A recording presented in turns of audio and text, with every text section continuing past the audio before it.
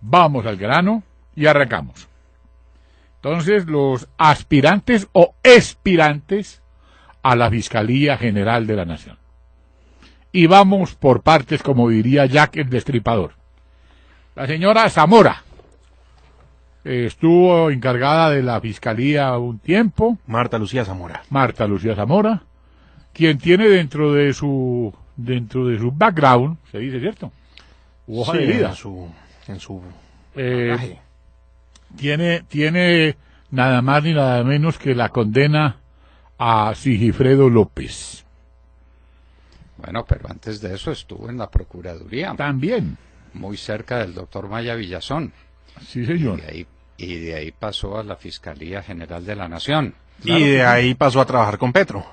Y de ahí pasó a trabajar con Petro y estuvo con Petro. Exacto, ella ha dado pasos por muchos sectores y aspira a ser fiscal general de la Nación. También en Talegua Gardiazabal. Tiene a más de uno. Bueno, pero eso como que aquí en Colombia paga. Está obviamente pues el doctor Jesse Reyes, quien ella, perdóneme William, pero recordando esa biografía, ella empezó su carrera de abogado al lado del doctor Cancino. ¿Así fue, doctor? Sí, señor. Lo recuerdo muy bien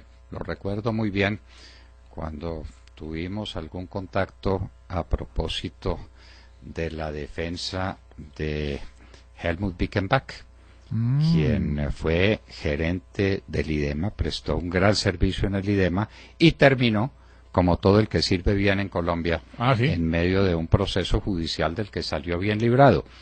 El abogado era el doctor Cancino y la doctora Marta Lucía Zamora estaba en la oficina del doctor Cancino. Lo recuerdo bien. Vea pues. Está también el señor Fernando Perdomo, que está ahora... Ex vicefiscal, actual fiscal. Sí, ya salió a decir que sí, que está muy interesado, William. Todos quieren ser fiscal, claro. ¿no? Mónica Cifuentes es la gerente jurídica del proceso de paz. Proceso de FARC. De FARC, digo yo. FARC, sí. Cuidado con los lapsus, William, que ya tuvimos uno suficientemente grande. No, pero es que ese otro, usted sabe que esta otra cosa sí es una cosa terrible. Esto último. Tenemos también al doctor Néstor Humberto Martínez, que fue ministro sin cartera en el gobierno. Y antes ministro con cartera. También. Y que también tuvo un largo paso por Washington. Sí, señor. Y un abogado. Exitosísimo. Exitosísimo. Sí, claro. Señor. Un hombre, vale la pena decirlo, honorable. Pero son todos santistas hasta ahora, ¿no?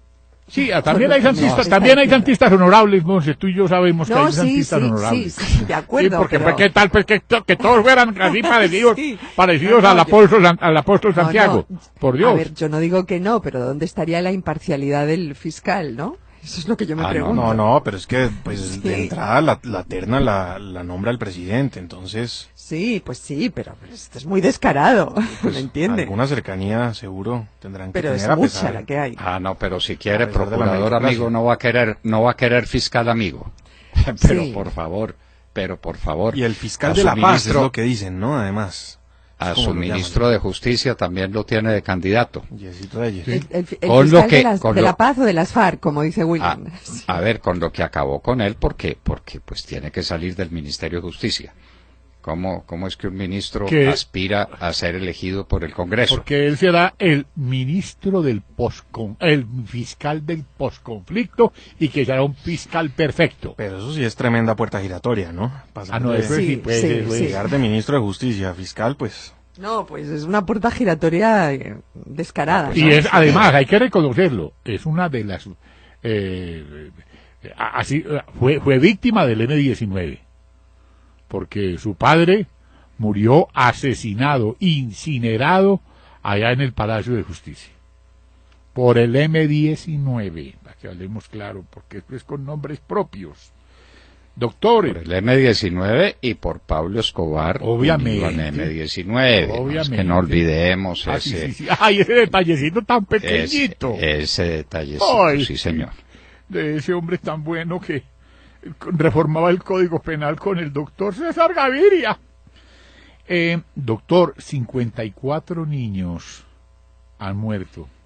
Bueno, pero entonces ya terminó el tema de la fiscalía. Ah, no, pero obviamente la doctora Mónica Cifuentes, que No por eso, pero los candidatos son como 58. no, son 60, 150 y son Sí, 155. los que han salido ya. Los que han salido, 155. los que han Yo destapado creí sus que iban, cartas. honradamente creí que iban a ser miles. Yo pensé también, Yo también. sí, Sí, pero es sí, que sí, como yo ya también pensé. ahí se mide la vaina. La gente no le cree a Juanpa y dice, ¿para qué le manda uno una hoja de vida a un señor que ya sabe cuál va a ser el fiscal? Yo creo que podríamos hacer apuestas, William. ¿Quién se queda? Yo digo que se queda el vicefiscal.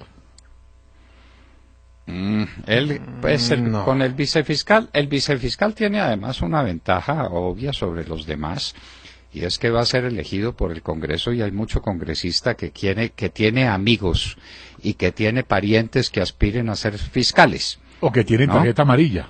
Entonces el vicefiscal arranca en punta. Claro. Arranca en punta desde el punto de vista de su poder Claro. burocrático.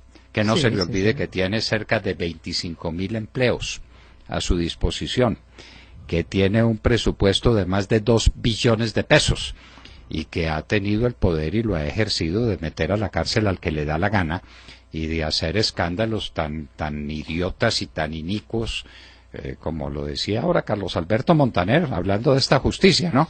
Como el del hacker.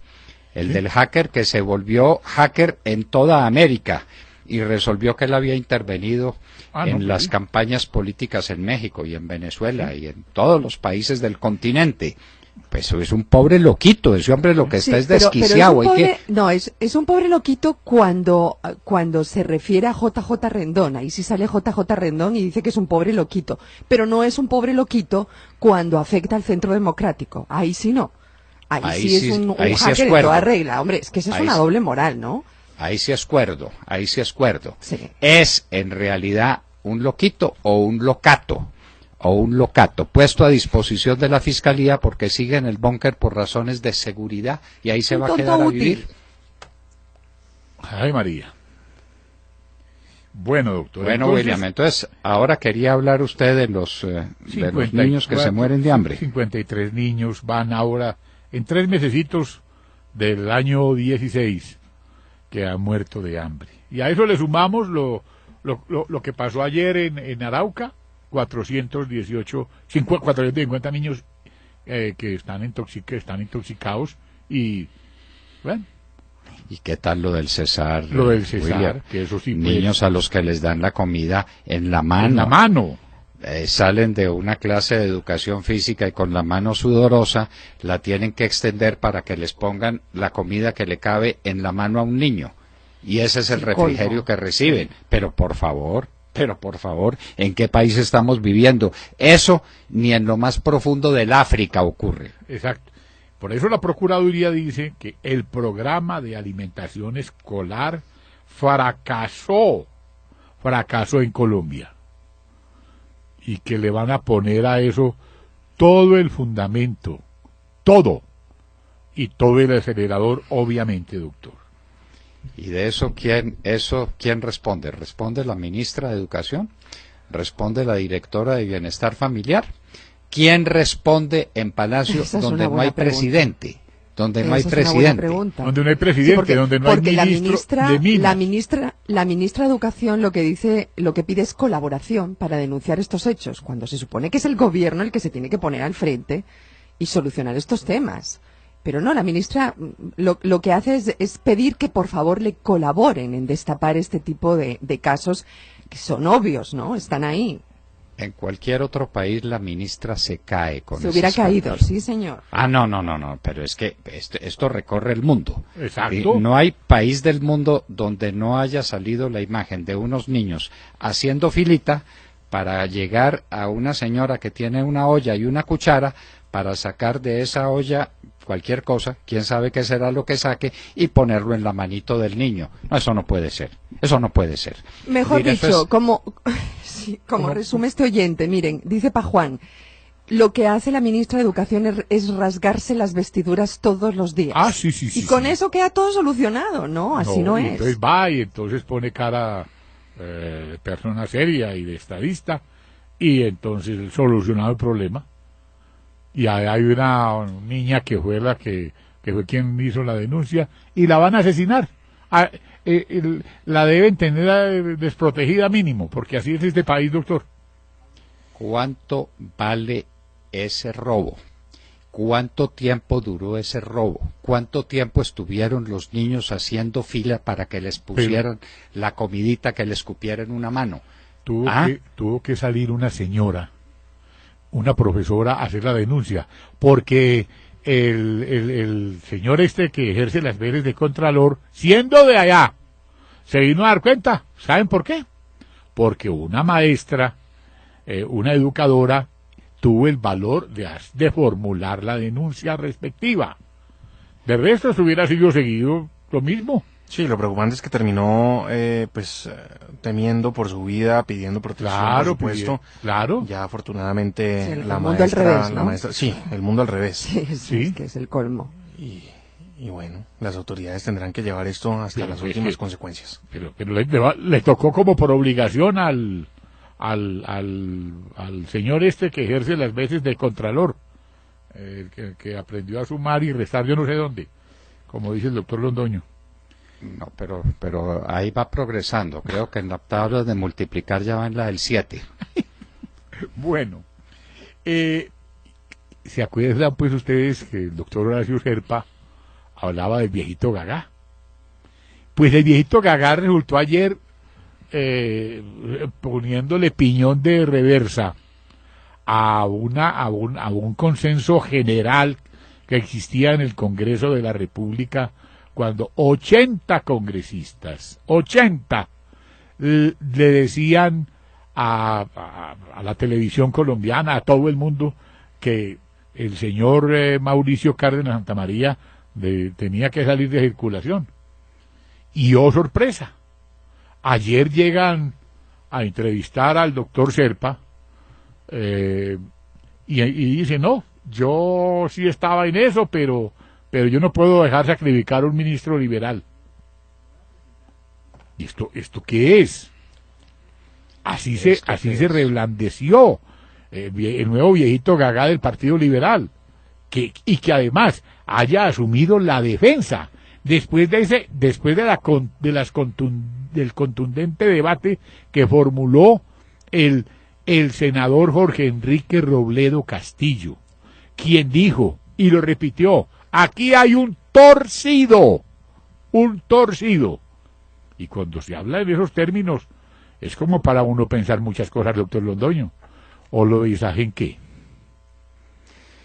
¿Y qué tal pues que en Panama Papers aparece también Alberto Ríos, el de las basuras, marido de una muy apreciada y respetable periodista de Darcy Quinn?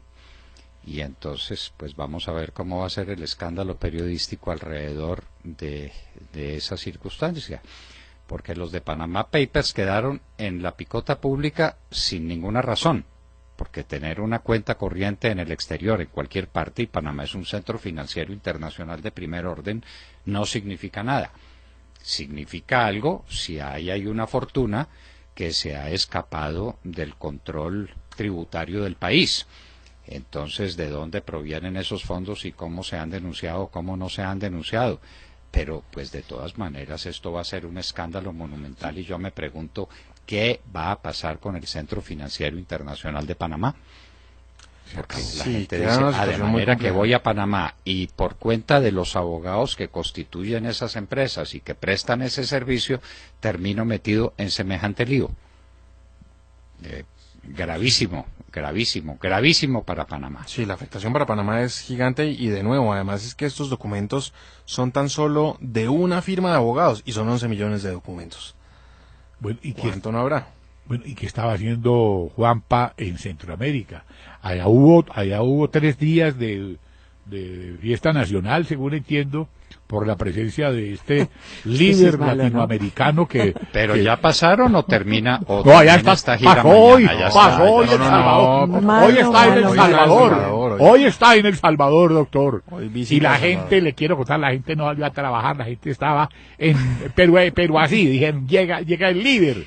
William está hablando de paz. Está hablando Sí. de paz y dice que si se consigue la paz en Colombia, eso va a ser muy bueno. Porque no pudo, es que no ha podido lograr la de entero. Palestina. Claro que ha estado un poquito renuente a ir por allá a arreglar el problema.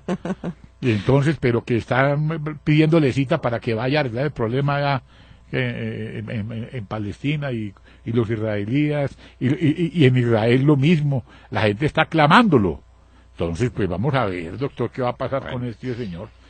Y va a ir a Honduras también, entiendo. Obviamente, sí, no, le quiero contar, está de moda en estas potencias mundiales el doctor Juanpa. Venga, William, pero esa sí es una buena pregunta. ¿Qué hay detrás de tanto viaje internacional? Porque el tema es la paz, él siempre va hablando de paz. Mire, él se fue por ¿Qué hay allá ahí? a hacer lo del avestruz, porque lo que pasó el domingo, el 2, ¿O es campaña? ¿O lo es que una pasó campaña? el 2 de abril, no, ¿campaña de qué? ¿Campaña por el premio Nobel o por algún cargo en la ONU? No sé. Para pregunto. poder a ver si de pronto tapa en algo lo que en Colombia ya es una realidad nacional. La gente se sacudió el domingo, doctor Londoño. Pero a él no le preocupa mucho, ¿no? Por lo que veo. Hizo unas declaraciones ahí. La pues, gente se sacudió el domingo Claro. por temitas como el que planteamos nosotros hace un rato. Sí, señor. El endeudamiento externo de la nación, con la devaluación, cuando el dólar se escapó del dólar Cárdenas de 1.850 pesos y se trepó a más de 3.000, 1.250 pesos por dólar, se quebró la nación y se quebraron cuántos deudores privados que no se sabe quiénes son y que representan una carga enorme para el sistema bancario colombiano. Sin lugar a dudas, doctor Londoño, deben estar subiendo escalas todos esos deudores privados que se endeudaron en dólares en un buen momento y ahora, pues con el dólar a 3.000, la cosa es mucho más complicada. Y la deuda externa, como porcentaje del PIB, doctor Londoño, 38,1%. Estos niveles no se veían por allá desde el año 2003, cuando se registraba el 40,2% y empezó a descender. Pero ahora, de nuevo, lo que estamos viendo es que esto va para arriba. O sea, que no en vano dice la encuesta de Jan Haas que el 73% de la población en Colombia cree que el país va por mal camino. Eso se ganó a pulso. Que eso fue lo que se expresó en la marcha del 2 de abril. Sí, señor. La marcha del 2 de abril. Y Juanpa tiene 14% de favorabilidad personal y su gobierno, claro, pero su gobierno el 12. Entonces, ¿con qué cifra se queda? ¿Con el 14 o con el 12? Pues hagamos el promedio y quedemos en el mismo 13. Sí, ahí quedó. En el mismo 13, pues que es mucha gracia que tenga el 13. Bueno, William, y nos vamos para Urabá y nos vamos para Montería. Qué bueno. Porque queremos saber qué está pasando allá, en ambos sitios, que están siendo víctimas del narcotráfico, víctimas de las BACRIM, víctimas de todos los bandidos. En Urabá decretaron un paro armado, y tenemos que saber de primera mano qué pasó. Y en un minuto estará con nosotros un líder sindical de Urabá, don Albeiro Franco. Y hablábamos con ustedes. Al oído. Oído, 7:43.